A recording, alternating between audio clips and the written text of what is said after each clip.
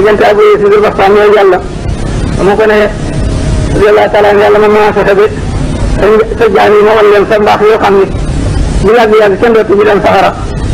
mu ne ko waaw man xëy na mën naa la ko may waaye mën na maa fexe ba loo dootoo doon dara loo doonoon rek dootoo doon dara may mën naa ko fexe ba jaam ñi dootuñu la xool foofu ma la julli nii dañuy dem seen yoon rek yaa ñu baax ñooñu le waaw moo la mu siy asmaan yooyu le maa fi dubbati lallaa yëpp dañ koy wax damaa yenu yàlla ak yëpp naa ñu ko di wax waaye yëpp seen su ko wax yi la ñuy def jox tere wala ñu du tere boo liggéey ñàkk lu mu wàññi ci seen martaba la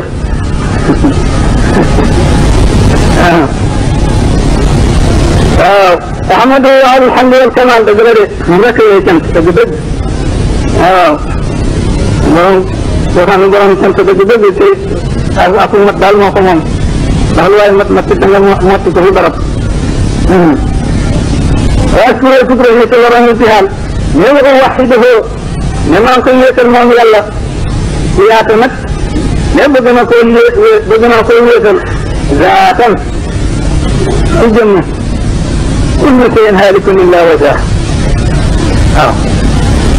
wasilatan bëgg naa koy wéetal ci melo ama ramete walakin Allah rame wala sala ramya wa fi'lan da wéetal ko itam ba tey ci jëf wallahu xalaqakum ma ta'maluun ويهنا ثم يهنا مكان هنا من البقاء بيحتاج بتجلول جمجة بيحتاج جميلة ملامة تبارك الله نجي يحتاج في تنتيجهم ويهنا ثم يهنا مكان هنا من البقاء الهنا والهنا توحيد من ويتل كم خميس لكن ويتل كم خان لم يرى دوك مثل يوم دوك مثل كفوان الله ولا مثل بتاعين كم والله مسلم قل والله احد الله الصمد لم يلد ولم يولد ولم يكن له ولي كم دخل بيجي طعم له احد الله الصمد لم يلد ولم يولد لا بد كيدان في الجنه ولم يكن له احد balaa fekk kon tey xanaa nu war a nekk naa leen fekk moo muy bind daa mu bind ko waaye moom amul dara li daay ko defee kooku